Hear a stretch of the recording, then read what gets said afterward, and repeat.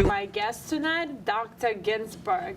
Thank you for joining us as we discuss modern science, science of blood. We're just going to discuss a lot of things we haven't. I'm an adult hematologist who chose, after all of her clinical training, to study blood in the laboratory. 16 years of clinical and research work. I asked you, what do? You said, I ask a lot of questions. Yes. Like any scientist should. Well, I think that's the only way to really do it, is to say, what do we know, what do we not know, what's of significance, what's important, and what do we have the technology to answer at this point in time. I'm not sure that science happens precisely when you're sitting at your desk and looking into your computer or reading a manuscript. I think science happens as you live, and the connections between your regular life and the things that you think about at work have to intermingle for you to have more perspective, new ideas.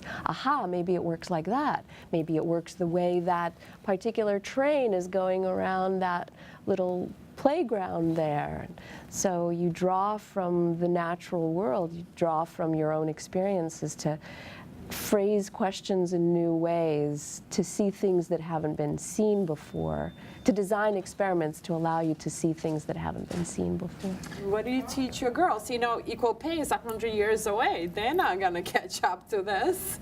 What do you tell them? What do you tell them? You could do anything, you just can't get paid the same thing? No, you have to do whatever you are compelled to do. I mean, there's a reason you're here, and it's your job to figure it out, and my job is to put you in multiple places so that you're exposed to the potential things that you're supposed to do with yourself. And so, yes, you have to figure out your own voice that demands and requests, or something in between demands and requests, because there's no word there. To get what you want, right? Yeah, there's no word there that defines that space. But I think perhaps we need to develop a new word, that a woman, a powerful, intelligent woman who knows what she wants and essentially knows how to get there, is not a bitch. Is not a bitch. That is not a word to describe a strong, intelligent woman. Sorry, I just had to go. But to give her a positive word. Right. So she's not something, but what is she? So if she's determined, an equal? Fair, but if she's determined and clear-minded and understands that everything comes out of discussion, is it appropriate to say to her, you would be best served by understanding how men think so that you can play in their sandbox with them, or perhaps to help educate the male gender to help speak more of the feminine language, the feminine nuance of how we process and perceive things.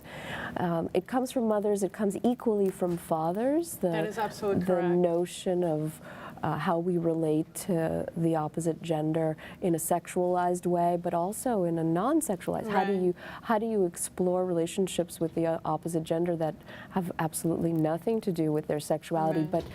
But many argue that there's no way to extract the sexuality part from any kind of intergender relationship. I'm just saying. Okay, but there's, you know. But fair enough, and you know, then we should work with asexual people then. Like, No, exactly the opposite. So understanding how to use all of your skills and gifts in a way that will be interpreted almost like navigating through minefields, not too much this way and not too much that way, but how do you tell your children how to navigate a minefield when they're in their own minefield, because they have their own issues and their own fears. And their own, as they're doing this, they're not doing this with me. Right. They're doing it on my own. They're using the skills that I give them before they enter into that minefield. I'm calling it a minefield for the lack of a better term. There has to be something better. It's not, nothing is going to explode if they